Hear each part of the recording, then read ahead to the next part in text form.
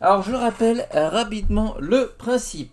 Nous sommes sur un livre dont vous êtes Billy, pour pas dire un autre terme, puisque l'autre terme est sous copyright. Ça parle de héros et on n'en sait rien, voilà. Mais ça c'est sous copyright. Donc on est Billy. On a dû créer un Billy dont la fiche se trouve juste là. Donc on voit qu'on a un Billy débrouillard qui n'a pas de point de vie. Voilà, 3 points de vie, c'est miséricordieux de... Voilà. Donc on va devoir être extrêmement débrouillard, mais d'une extrême débrouillardise absolue. Par contre, on a un Billy qui sait lire, tout simplement parce qu'il a le pamphlet. Et c'est un Billy aussi qui a une corde d'escalade, donc potentiellement on va pouvoir escalader des choses. Je rappelle les événements de l'épisode précédent, nous étions dans notre village en train de cramer les dernières dépouilles des membres de notre famille et des membres tout simplement du village qui ont succombé à une peste. Il y a notre oncle qui est arrivé et qui a fait Bouillou, tiens, prends ce sac. Mais il est bizarre ce sac. Bah, mais je peux mettre tout mon bras dedans et pourtant c'est une petite besace. Oui, c'est un sac de l'infini, tu peux mettre tout ce que tu veux dedans. Tout ce que tu veux. Même, oui. Mais, oui. Oh. Et vivement qu'on puisse y mettre le pire barbare, par exemple. Ou nos ennemis, et enferme le sac. Bref, on a donc une besace magique qui va nous permettre de transporter à peu près tout ce que l'on veut, et ça nous permet d'ailleurs de justifier dans le lore qu'on puisse avoir pas mal de choses. Et juste avant qu'on s'arrête, on avait vu un petit passage avec les dieux qui apparemment ont remarqué un petit problème et qui allaient égayer leur journée. Voilà, je prends une petite gorgée de flotte et on s'en va directement à la page 68.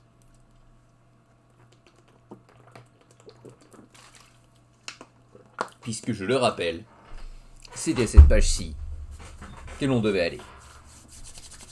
On saisit bien les mimines. Et on va lire la page 68. Le territoire de Plante Citrouille s'arrête précisément au sommet de la petite colline qui surplombe le village. C'est là, au lieu dit des Trois Bouleaux, que débute officiellement la route principale vers le royaume d'Erener, qui est la capitale d'ailleurs. Après quelques lieues de marche, vous remarquez sur le bord de la route un petit hôtel à la gloire de Bitoum, esprit protecteur des chemins... Bitume. Esprit protecteur des chemins de terre et des sentiers alentours. Je pense même que les chemins goudronnés, c'est aussi la divinité. Une offrande à cette divinité locale garantit aux voyageurs une route paisible, sans nid de poule ni glissement de terrain. Et lorsqu'on voyage à bord d'une charrette bondée de citrouilles, ce genre d'assurance s'avère indispensable. Malheureusement, même si vous en aviez une, les quelques pièces que vous avez sur vous seraient très limitées pour vous le permettre. Vous jetez un dernier coup d'œil vers votre ferme natale, étranglée par une épaisse fumée noire. Maman! Après un bref instant de recueillement, vous reprenez la route sans vous retourner. Bien que quelques heures séparent votre ancien hameau de la capitale, vous préférez ne pas traîner. Certes, l'Erener est une contrée en paix, dont les habitants sont essentiellement composés de fermiers et de marchands, mais bon, son commerce en plein essor attise souvent l'appétit des brigands de Silavar. Silavar. Cielavar. Le ciel qui est avare. Cielavar. Bref. Ou du royaume voisin Isbourg. Isbourg quoi? Isbourg la gueule. Et les attaques sur les caravanes de marchands ou les voyageurs isolés sont rares, mais pas inconcevables. Si vous disposez du pamphlet et de la lettre de recommandation, vous pouvez décider de faire une pause au 225 afin de lire ce que Fanta a écrit pour son ami. Si vous ne désirez pas le faire, broche dorée, mais j'ai la lettre de recommandation aussi. J'avais oublié de la marquer. Rappelez-vous.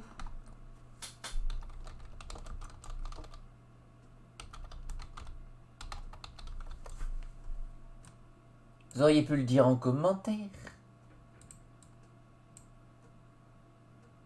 Tac. Voilà. Donc j'ai le pamphlet et lettre de recommandation. C'est-à-dire que je suis assez intelligent ou pas trop con pour savoir lire et je sais que j'ai une lettre dans les mains. Donc je vais en 255. Dim, dim, dim, dim, dim, dim, dim. 255.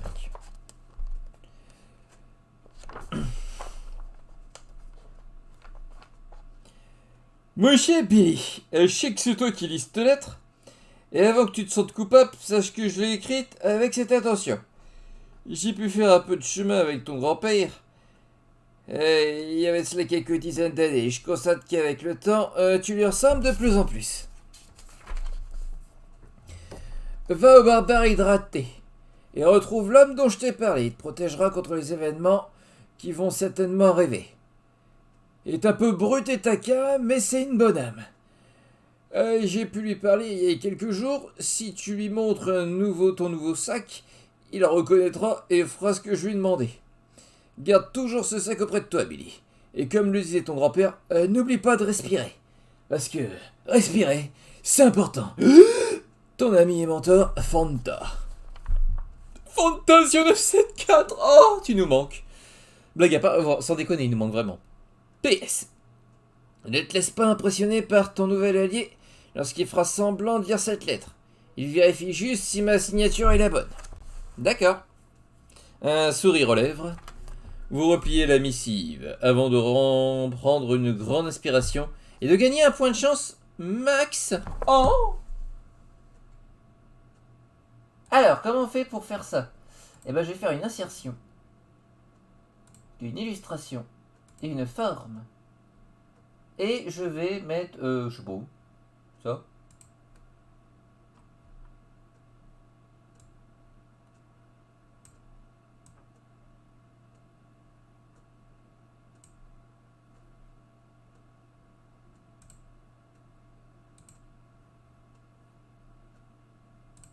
Voilà.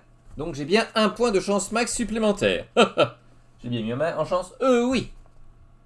Reprenez la route en 73.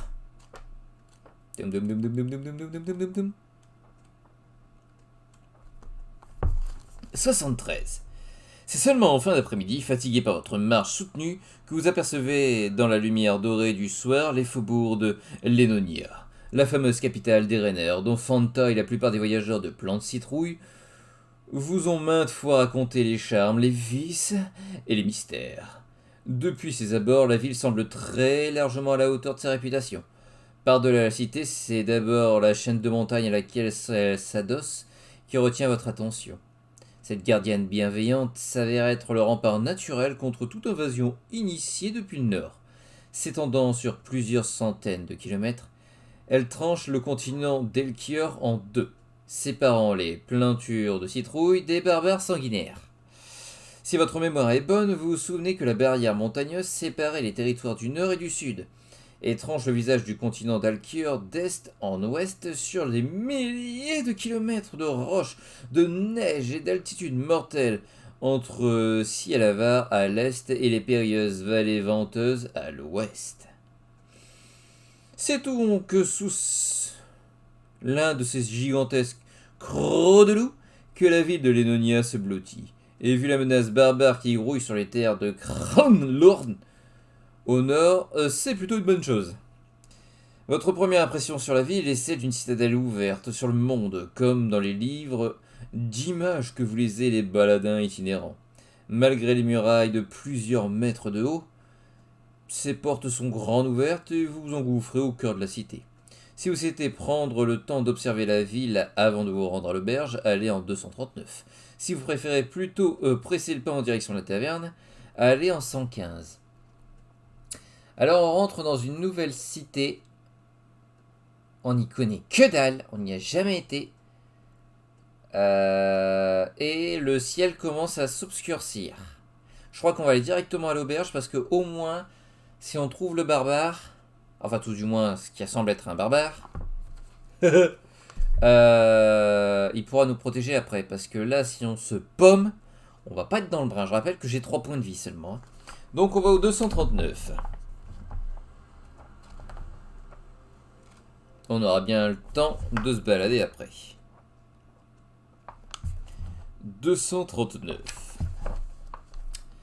Vous vous promenez dans les grandes avenues qui débutent depuis la porte et qui s'avèrent être davantage une rue étroite, irrégulière et privée de courant d'air. Tout au long de cette aventure, votre nez subit sa première agression par une odeur d'à peu près tous les parfums. Un arôme d'oignon frit accompagné d'un soupçon d'excréments frais et le relent de vinasse se mêlant aux effluves des terres mouillées et de quelques flaques d'eau croupie qui tapissent le sol. Que ça sent bon. Généralement, les routes pavées sont un luxe réservé au quartier huppé, et de toute évidence, celui de la porte sud n'en est visiblement pas un. Les ordures, les eaux stagnantes et quelques cochons qui s'y vautrent joyeusement ne dérangent cependant pas la bonne tenue des commerces, ni la bonne humeur des citadins. Vous voyez des gens grouiller près des étalages, crier sur la place ou même chanter au pied de rangées de maisons aux couleurs hétérogènes. Au milieu des charpentes grossières et des murs inégaux s'étendent d'innombrables échoppes de marchands, de camelotes ou de forains. Ici, les artisans sont les seigneurs des lieux, et les tabliers traditionnels semblent être l'habit de choix pour ainsi d'un moyen. La pluie de la veille ayant transformé cette rue en marécage, vous constatez que le plus fortuné se déplace à cheval et les plus astucieux marchent sur des échasses. Vous progressez dans ce joyeux cloaque d'où surgissent fréquemment des maladies aux noms exotiques tels que le mal des ardents ou encore le feu sacré. Au bout de l'avenue, vous arrivez dans une petite place ronde miraculeusement pavée et relativement en bon état. Une bonne âme fortunée du quartier, sans doute las de saloper ses beaux souliers, aura eu la généreuse idée de financer le pavage de l'endroit. Un coup d'œil rapide, vous cherchez du regard l'enseigne de la taverne. Au bout de quelques secondes, vous trouvez un bâtiment orné d'une vieille plaque rouillée sur laquelle vous déchiffrez « Au barbare hydraté !» Heureux d'avoir trouvé l'endroit aussi facilement, vous poussez à la porte en 115. Taned. Et bonjour à la personne qui vient d'arriver sur le live. Suivant les instructions de Fanta à la lettre, vous poussez la porte de la taverne. Immédiatement, vous êtes assailli par une forte odeur de sueur, ainsi qu'un fumé de ragoût auquel succède un silence assourdissant et une moiteur écrasante. Soudainement intimidé par l'ambiance de l'endroit, vous vous reprenez en main et avancez d'un pas ferme. Après tout, c'est pas une petite odeur de renfermé et un ragoût aux ingrédients indéterminés qui vont vous empêcher d'entrer. Pendant quelques instants, seul le bruit de vos bottes et le son étouffé de l'extérieur osent briser le silence de la salle. Derrière son comptoir, une dame d'âge moyen à la poitrine généreuse vous observe d'un air renfrogné. Le plus discrètement possible, vous déposez votre berda de voyage sur le sol et vous installez sur un tabouret trop grand pour vous. Si vous souhaitez d'abord jeter un coup d'œil au lieu et à sa clientèle, allez en 23. Si après avoir fait trop de route, vous trouvez qu'il fait trop soif, commandez un verre en 30. Ha! Vaut mieux que je jette un coup d'œil parce que on n'a pas l'air d'être le bienvenu. 23. Vos yeux ne sont pas encore habitués à l'obscurité relative des lieux. Il vous est difficile de deviner les détails des gens assis sur les tables derrière vous. La plupart sont armés, mais une ambiance solitaire et détendue semble régner. Si vous ne faites pas trop de grabuge et évitez de vous faire remarquer, vous pourrez sans doute trouver votre homme ici. Vos pensées sont immédiatement interrompues lorsqu'une main féminine tapant,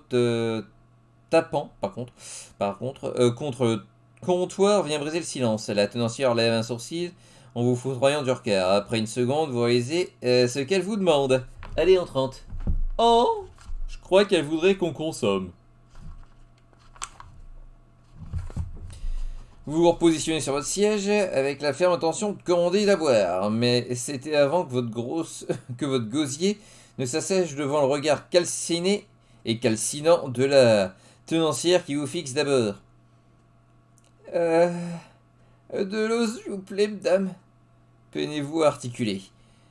D'un pincement de l'air, La matrone se met sur la pointe des pieds pour saisir une bouteille remplie d'un liquide clair situé tout en haut de l'étagère. Vous jetez un regard discret pour essayer de déterminer son contenu, mais l'étiquette arrachée ne vous donne aucun indice.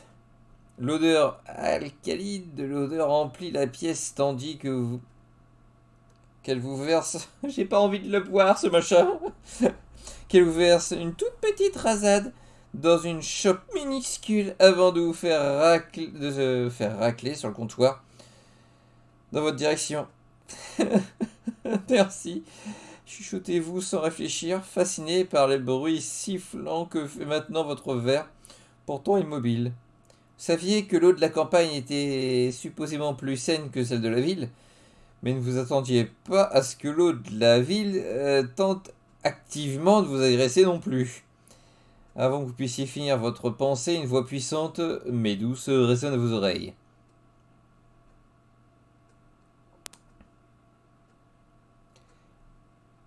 Et je serais toi, Gmin, et je boirais pas ça. Vous tournez légèrement la tête et vous regardez votre interlocuteur. C'est à se demander comment vous avez pu ne pas remarquer en entrant une chevelure de lion, des bras comme des tonneaux et une mâchoire de granit qui achève un visage taillé à la serpe. Des petits yeux obscurs en disent long sur la force et l'expérience que cet individu possède, mais il dégage néanmoins quelque chose de rassurant. Un rapide coup d'œil vers lui vous permet de remarquer qu'il n'est pas frileux. Il arbore pour seul apparat un collier en motif étrange et une culotte en fourrure. Oh!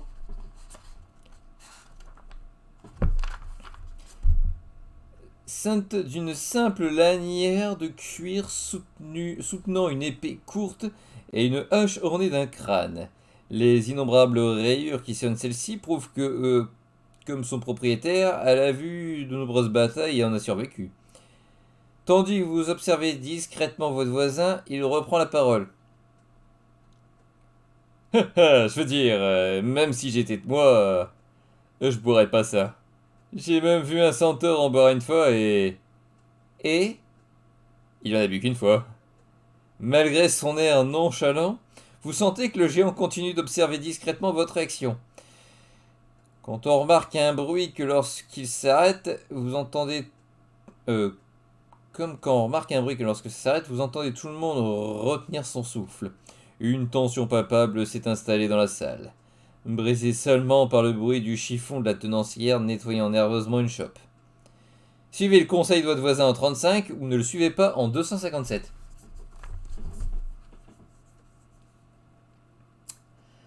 Alors, j'ai que 3 PV. J'ai que 3 PV. Si je bois ça et que je meurs, ça va pas être terrible cette histoire. Mais j'ai envie de savoir ce qui se passe quand on le boit. Alors, je vais y aller et si je meurs, je reviendrai en arrière, c'est pour la déconnade. Par contre, si je ne meurs pas mais que j'ai juste un malus ou quoi, je continuerai. C'est vraiment que sur la mort. Pour le coup, c'est pour la déconnade que je vais aller en 257 voir ce qui se passe. Moi, je veux voir si je meurs dans l'atroce souffrance.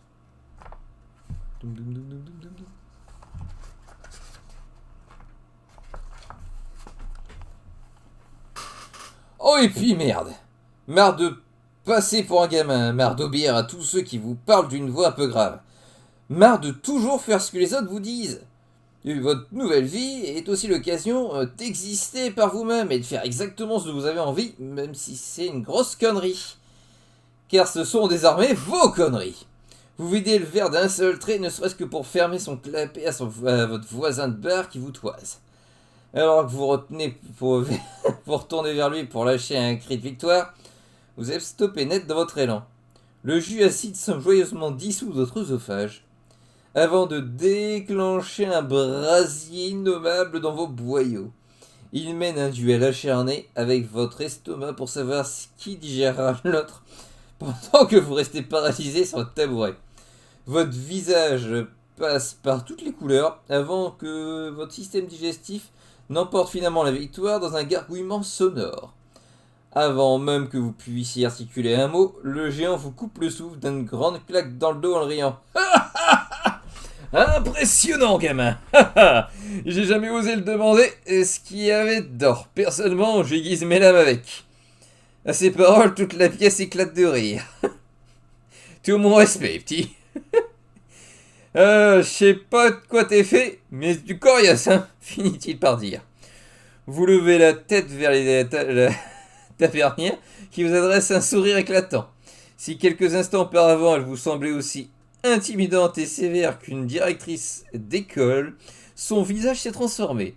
C'est maintenant une femme fière et radieuse qui s'apprête à vous réserver un autre verre du même breuvage, à resservir, pardon. Non, reverser, c'est ça une blague. Un breuvage infect et vous déclinez poliment mais fermement quand même, faut pas déconner. Félicitations, vous perdez 2 points de vie.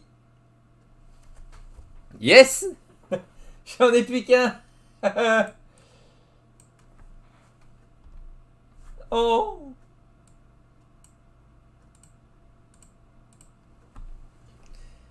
Mais si vous êtes un guerrier, ce que je ne suis pas, vous en perdez que vous gagnez un point de gloire. Ben non. Je suis pas un guerrier. Si vous disposez de la lettre de recommandation de Fanta, allez en 105. Oui, j'ai la lettre de recommandation. Quand je me demande comment on fait pour ne pas avoir la lettre de recommandation. Comment on peut faire pour pas l'avoir? Ah, potentiellement on peut la perdre. Et bienvenue aux personnes qui viennent d'arriver sur le live. Alors, j'ai la lettre de recommandation, donc je vais en 105. Oh, j'ai plus qu'un seul PV, ça commence bien la vie. 105. Vous n'avez pas eu le temps d'y penser jusque-là, mais ce voisin de comptoir musculeux fait ressurgir en vous la dernière parole de Fanta. Cherche un homme quasiment vendu, répondant au nom de... Vous empressez de lui poser la question qui vous brûle maintenant les lèvres. Pierrot Barbare? Est-ce que vous êtes Monsieur Barbare? Ou Monsieur Pierrot? Je sais pas trop. Le bruit ambiant qui était revenu dans la salle s'interrompt une seconde. Qu'il demande? Interrompt sèchement la bête. Je m'appelle Billy et j'ai ceci à vous donner. Vous hâtez de sortir la lettre, à moitié froissée. C'est de la part de Fanta, pareil que vous connaissez et... Pour toute réponse, l'homme continue à téter calmement la chope en forme de corne qu'il tient dans sa main, depuis le départ. D'un geste lent et délibéré, il tend une pomme gigantesque vers vous.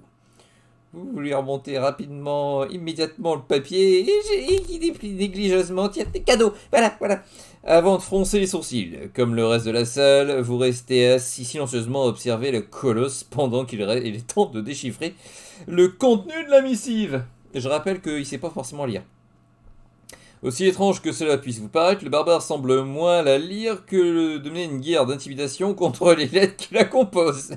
Cédant sous la menace, les phrases terrifiées finissent par avouer le contenu du message au cerveau du barbare, avant d'être repliées par le soulagement littéraire. La lettre a eu peur de Bob. Ton nom, demande-t-il en reposant le papier sur le comptoir. Billy, monsieur. Et tu lui veux quoi? Au Pierrot Barbare, dit-il en appuyant fermement sur la prononciation. De l'aide, monsieur. Mon ami Fanta, il m'a dit qu'il fallait que je vous retrouve. M'appelle pas monsieur, gamin. Je suis pas si vieux. Oui, monsieur. À cette réponse, la terranière et quelques mercenaires pouffent d'un petit rire retenu. La tension semble avoir disparu et vous entendez pour la première fois le bruit ambiant de l'auberge revenir à la normale. Soupirant lentement du nez, mais pas sans sourire, le guerrier vous jauge de haut en bas, de bas en haut et encore de haut en bas, avant de contempler sa boisson d'un air pensif. Bon, je te crois, gamin. En vérifiant, et en vérité, Fanta m'a contacté il y a 5 jours. Il m'a dit de revenir dans ce boui-boui en t'attendant. Enfin, tout du moins, en attendant quelque chose d'intéressant qui s'y passe. Si tu connais le vieux aussi bien que moi, c'est bien qu'avec lui, il faut pas trop se poser de questions. Vous confirmé de la tête. Il est vrai que votre mentor a toujours eu une manière mystérieuse de vous enseigner les choses. Mais ces leçons se sont toujours avérées précieuses au fil du temps. Mais je vais être honnête avec toi, gamin. Je sais pas vraiment ce que je vais faire de toi, mais on peut commencer par aller ailleurs. Laisse-moi finir ma corne et, avant qu'il puisse terminer sa phrase, un bruit retentit à la porte en 41. Oh 41, d'accord. Votre discussion est interrompue par un grincement de la porte de l'auberge.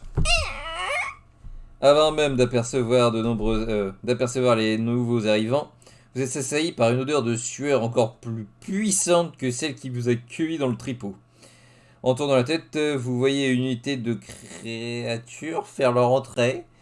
Pour en avoir déjà aperçu quelques-uns au passant dans le village, vous reconnaissez immédiatement qu'il s'agit d'orques. Des orques! Ceux-ci sont flanqués de leur habituel visage patibulaire.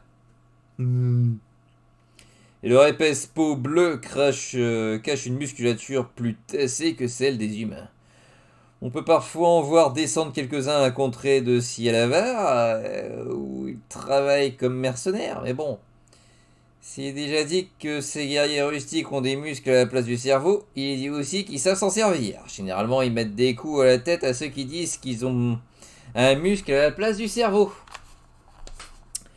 Contrairement à leur nature solitaire, ceux-ci se déplacent en groupe particulièrement disciplinés et arborent tous un symbole que vous n'aviez encore jamais vu. 2 points rouges au milieu d'une tache noire dessinée de manière grossière sur un brassard. Si les habitudes de la taverne n'apparaissent pas agités devant ce défilé, vous remarquez que certains d'entre eux glissent doucement une main vers le poignet de leur arme. Insensible à la tension ambiante, le plus grand des intrus, probablement leur chef, à en juger par sa stature, prend la parole d'une voix gutturale. Mesdames et messieurs, excusez-moi de vous déranger. Merci de nous prêter attention, toute votre attention, quelques minutes. Nous allons passer parmi vous afin de vous soumettre un test parfaitement indolore et gratuit. Nous vous prions de ne pas sortir de la pièce avant la fin du procédure. En vous remerciant de votre collaboration. Sur ces paroles, le chef donne un petit coup à ses subalternes en lui faisant un signe de la tête. Ce dernier commence alors à inspecter les clients assis à leur table à l'aide d'un petit instrument étrange qui émet des sons de clochette à l'intervalle régulier. Si le sens exact de son discours a sans doute été perdu dans le trajet entre son cerveau et sa mâchoire proéminente, vous soulignez néanmoins l'effort colossal que l'orque a dû fournir pour pouvoir réciter ce texte appris par cœur. Tout cela semble suspect cependant, et le curieux objet en forme de jarre que s'empresse de trimballer les soldats orques d'un client à l'autre ne vous dit rien qui vaille. Arrivé à la hauteur, à votre hauteur, il se pose devant vous le pyrobabar. Son artefact émet soudainement un son de plus en plus strident. L'orque semble surpris et fixe le barbare avec insistance avant d'écarquiller les yeux. C'est lui! On l'a trouvé, chef! À cette annonce, le chef orque tire une dague de son fourreau. Devant l'éclat de la lame, la tenancière range fébrilement les verres posés sur le comptoir, et certains pieux commencent à se lever. Sans lâcher sa corne des yeux, le barbare demande. Et qu'est-ce que tu me veux, le bleu? Nos ordres sont clairs. On vient collecter le sang de celui qui fait sonner la machine. D'un geste autoritaire, l'orque pose une petite fiole sur la table et la fait glisser en direction du barbare. Ce dernier vous sourit alors, et sans vous quitter des yeux, il annonce à l'orque. Je dois dire que vous avez pile au bon moment, les gars. Justement, on attendait un truc. Quel truc? Ben, ça, conclut-il en lançant un poing immense dans la figure de l'orque qui finit propulsé sur une table. Alors que la situation explose dans toute la taverne, celui-ci hurle à ses concessionnaires. Champion! C'est le moment d'agir! Vous pouvez engager le combat en 14 ou tenter de fuir discrètement en 207, pardon. Vous pouvez faire diversion en 223. Oh! Alors, je suis pas un Billy guerrier, donc je vais peut-être pas aller au combat. Fuir discrètement ou faire diversion. Je crois que je vais essayer de faire diversion. Pourquoi? Parce que j'ai pas une habilité monstrueuse non plus, mais par contre j'ai une chance de tous les diables. Je rappelle quand même que je suis à plus 8 de chance. Hein. Donc je vais tenter de faire diversion en 223. Malgré vos efforts pour rester en dehors de ça, vous êtes à 2 doigts d'être entraîné dans la bagarre générale où orques, ivrognes et barbares s'affrontent. Soudain, le chef orc se tient devant vous. Il va falloir créer une diversion. Pouvez-vous saisir du couteau ou sélectionner la corde du gigantesque lustre suspendu au-dessus de lui en 204 ou, si vous l'avez, utilisez votre sac de grains et essayez de l'aveugler en 118. J'ai pas de sac de grains, donc je vais essayer de sectionner la corde de la gigantesque lustre suspendu au-dessus de lui. Ça peut le faire, hein. 204. L'énorme lustre chargé de bougies est suspendu juste au-dessus du chef orc qui s'approche vers vous d'un air menaçant. Refermant votre main sur un couteau à fromage, vous attendez nerveusement le moment propice pour sectionner la corde située juste à côté de vous. Le guerrier à la peau bleue pousse un rugissement et s'arrête pour dégainer une dague. Vous profitez de ce moment d'inattention pour trancher d'un coup sec le lien du lustre qui vient s'écraser dans un fracas assourdissant pile sur la tête de votre adversaire. Célébrant momentanément votre victoire, toute la salle toutes les cellules de votre cerveau prennent le temps de se féliciter mutuellement pour ce succès retentissant. Bravo, cellule 223. Merci, cellule 626. Oh! C'était malheureusement sans compter sur le plancher de la taverne, imbibé d'innombrables traces d'alcool. En quelques secondes, les flammes des bougies s'embrasent et embrasent le parquet et se propagent joyeusement. Pire encore, dans un élan de rage, le chef orc essaye de se dégager des décombres pour tenter d'attaquer le barbare aux prises avec d'autres combattants. Par pur réflexe, vous jetez votre arme de fortune en direction de l'orc et celui-ci vient se ficher dans son bras. Alerté par son cri de douleur, le barbare se débarrasse. Je regarde l'image en dessous. Se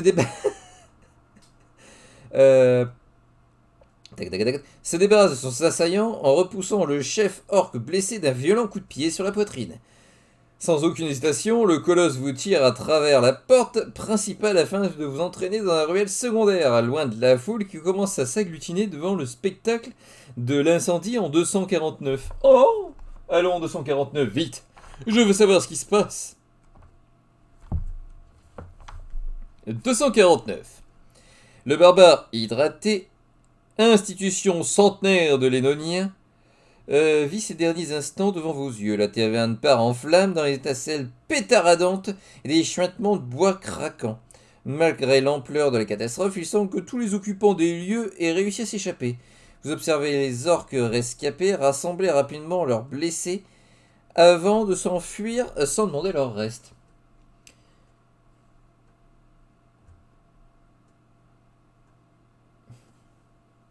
Bien joué, petit! J'aurais pas fait mieux moi-même, s'exclame soudainement votre grand compagnon. Rien que tel qu'un grand feu pour faire diversion. Si tu veux, je peux te former. Ah, t'es fait un excellent pierre barbare, petit. Très peu pour moi, altez-vous en reprenant votre souffle. Mais merci quand même. Mais non merci. Dommage. T'as une bonne technique pourtant. Et ce lancer de couteau, du grand art. Mon sac. Mon sac! Vous exclamez-vous subitement. Quoi ton sac? Tu l'as perdu et pourtant il est toujours sur toi. Faut prendre le temps de respirer, gamin. Non, je vais dire mon sac à dos. Celui où j'avais toutes mes affaires pour dormir. Et mes rations. Ah, le gros truc que t'as posé à côté du... Bah... c'est juste du barda normal, hein, ça gamin. Tu t'en trouveras d'autres, hein. Affirme-t-il d'un tête tendu. Et puis, au moins, t'as toujours celui qui est magique. Qu'est-ce que vous savez que... Je l'ai reconnu, petit. C'était celui de Fanta. Et s'il te l'a donné, ça doit être pour une sacrée bonne raison. D'ailleurs, ouvre-le. Je vais juste y mettre mon gros... Après tout, c'est parce que je l'ai pas payé qu'il est pas à moi. Faut pas le gâcher. Votre grog? Bon, après tout, ça soigne quand même. D'un regard incrédule, vous remarquez la corne qu'il tenait à la main durant toute cette altercation. Vous voyez lorgner sa poisson, il en boit une gorgée jalouse avant d'ajuster nerveusement. J'ai vu le mec qui s'est bagarré avec sa corne de gnôle dans la main. Pas de problème. J'ai vu que ce que t'as fait dans l'auberge, c'était vraiment bien, gamin. Bien joué, gamin. Si t'avais pas arrêté la trabuterie sortie du lustre, je l'aurais payé assez cher. Je crois qu'on a mal été présenté. Tu peux m'appeler PB. PB. Vous souhaitez-il en foutant dans le bras? Vous l'acceptez? Vous lui serrez la main? Billy. Mais vous pouvez m'appeler B si vous voulez. Ne te moque pas, petit gars. Tous les amis m'appellent comme ça. Et avant que tu demandes, je te donnerai je te donnerai pas de vrai nom. Mon vrai nom. De là où je viens, ça se fait pas. Et puis, au cas où tu te fasses choper par les gardes, tu comprends, hein, le déni plausible, tout ça. Vu l'état dans lequel j'ai mis l'auberge, enfin tout du moins que t'as mis l'auberge, je pense qu'il va falloir devoir nier pas mal de trucs quand même. Si vous avez montré la lettre de recommandation à PB, poursuivez en 137. Si vous avez récupéré la broche dorée de Fanta dans les ruines de Plante Citrouille, rendez-vous en 107.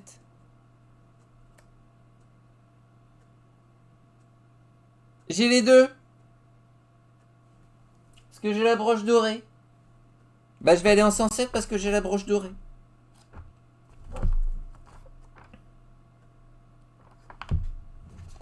Le pyrobaba ouvre votre besace pour y enfouir sa corne à grog, à moitié pleine. En retirant son poing du sac, il en sort par erreur la broche de Fanta qui vous avait laissé à Plante Citrouille. Pris par un élan de nostalgie, le géant l'observe pendant quelques instants avant de le remettre délicatement à sa place. Je connais cette broche. C'est Fanta qui l'avait fait faire. Ce vieux cadeau forgé pour rappeler la date d'honneur que je lui devais. J'imaginais que ce vieux voulait s'assurer que je resterais avec toi. Eh bien, soit. Par Zarkan, un barbare paie toujours ses dettes. À partir de maintenant, c'est toi que je suivrai. Essaye pas trop de mourir, qu'on s'amuse un peu, termine-t-il d'un air solennel, mais avec les yeux rieurs. Et perds pas cette broche, hein. Avoir un petit paquet de pognon. Cette révélation plaisante vous fait gagner un point de richesse. Oh, j'ai un point de richesse. Insertion.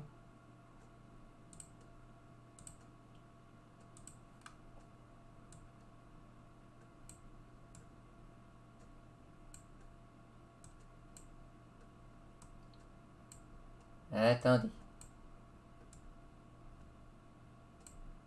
Non mais tu... Merci.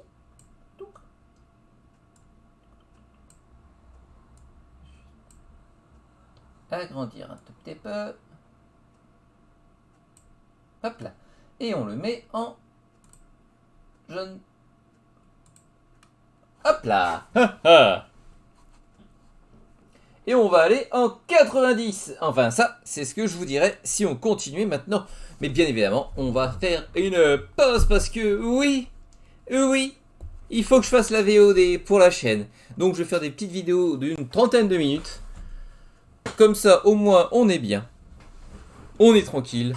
On est posé. Donc je rappelle, pour les personnes qui voudraient suivre les aventures et qui ont le bouquin, que l'on va devoir aller la prochaine fois en page 90.